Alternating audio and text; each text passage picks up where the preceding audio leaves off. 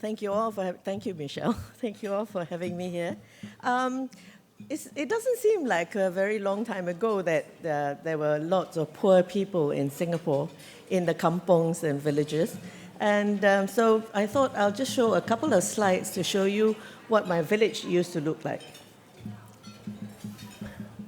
So at the next slide. So the entrance to Potong Pasir was bordered by Upper Serangoon Road on one side and the Kallang River on the other. So the people who were living in Senate Estate and Wan Tu Avenue were considered quite wealthy people, and they have flush toilets. So the children in the kampong used to go across the road to listen to the toilet flush. And the first person who hear the flush will get a boiled sweet. So we think this was very funny. Sorry? Oh, speak. Okay, all right. I'm not a great speaker, actually. And so what we're going to have then is, you see the vegetable farms in Potong Pasir. The next slide, please. Thank you. Sorry.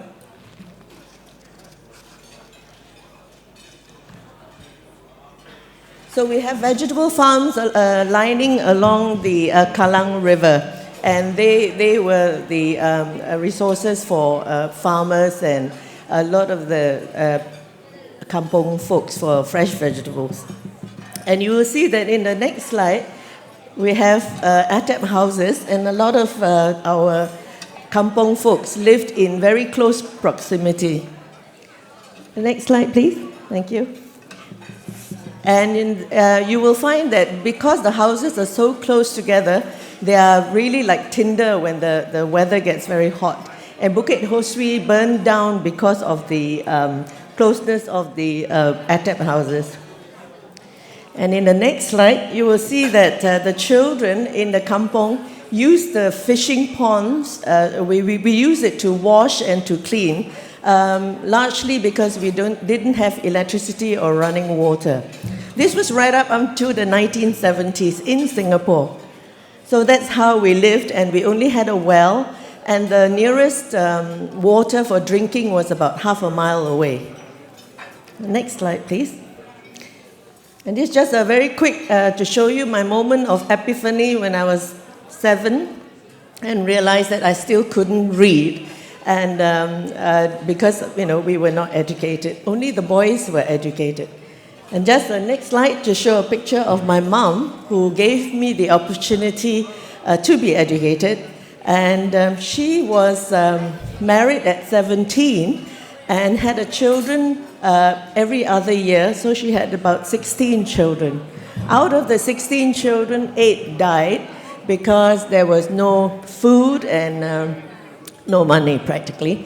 So obviously, educating girls were not a priority. So I owe my mother everything for being here, and she sold nasi lemak and took in the neighbor's washing so that I could go to school. And the next slide, please. And the last slide is just to show you at the top of Potong Pasir were the mock Tudor houses, the English houses. And the kampong children used to go up there to go through the dustbins so that we can get some food. And the English people used to shop at cold storage, and they throw away things like apple. Apples were very expensive for kampong children. We will never eat an apple. And so we take half-eaten apples and half-eaten bananas, and sometimes a cake that has been thrown away. So that is what the kampong children used to live on. And one of the other things they used to throw was Enid Blyton books. And eventually, when I learned how to read, I was reading this to my 2 best friends, and this excerpt is from one of the stories in Enid Blyton. And my friend's name is Fatima, a Malay girl, and Parvati. Both of them were not educated at all. And actually, Parvati suffered great tragic consequences, which is mentioned in this book. So I'm just going to read. Wow. Many uneducated girls in the kampong were still subjected to arranged marriages. As soon as they became teenagers, their fates were sealed. That was why I was so grateful that my mother had fought for me to attend school. Otherwise, my fate would have been like theirs, although my father still threatened to marry me off as soon as I was eligible. But like Parvati, I had planned to run away if my father forced me to marry, except that I did not want to hurt my mom.